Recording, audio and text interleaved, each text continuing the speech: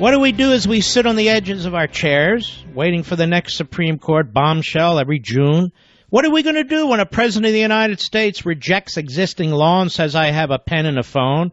What are we going to do when Congress doesn't rise up and yet surrenders the power of the purse, among other powers in the Constitution? Are we going to keep begging members of Congress to help us, keep bringing lawsuits and hope that some judge will help us? Or are we going to take control of the nation's future through Article 5 of the Constitution and the Convention of the States? It's an honor to have former Senator Tom Coburn, senior advisor to the Convention of the States, with us.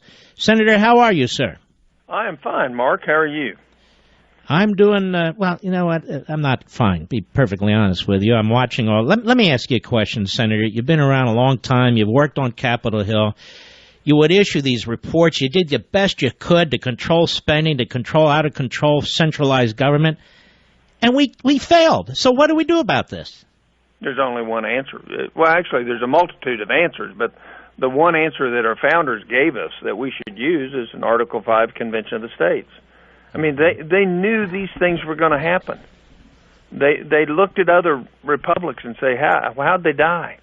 And why'd they die? And it's because there was no longer limited power, but there was total power. And so the only way to rein in Washington, it's never going to happen through our elected representatives. They don't have the courage. Most of them are career politicians. They may be great people, but their goal is to get reelected, not fix what's wrong with the country.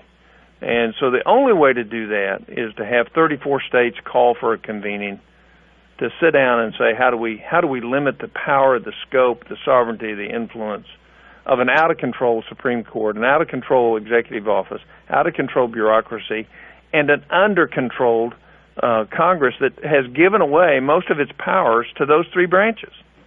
And the only way to do that is through a convention of the states. And my freedom is half of what it was when I was a young man. There won't be any freedom left if you let the Supreme Court continue to do what it did this week.